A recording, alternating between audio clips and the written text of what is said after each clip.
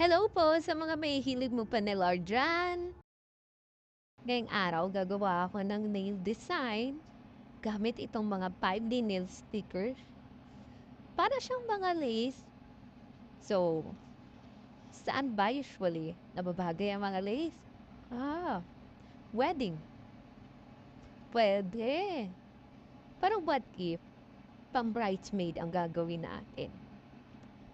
Parang maganda yun.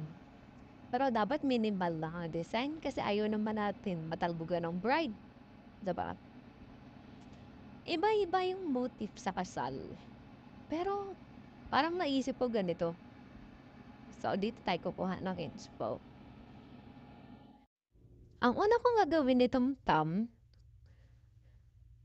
gagamitan ko lang siya nitong sticker.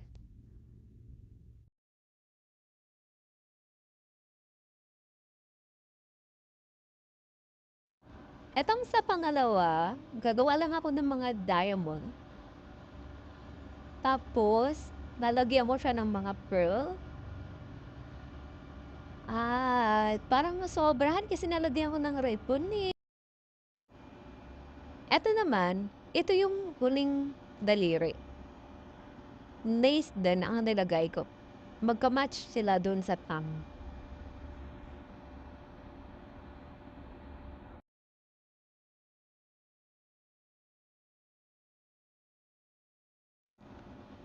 Ito yung pinky finger. Nilagyan ko lang siya ng mga 3D roses.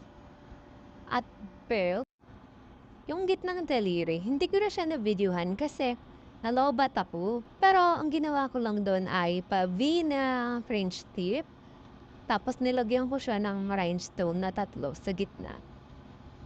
Ayan, yun ang final design natin. Nasobrahan lang din sa ribbon. Pero next time, hindi na natin over. So yun lamang po. Salamat sa panunood. Bye!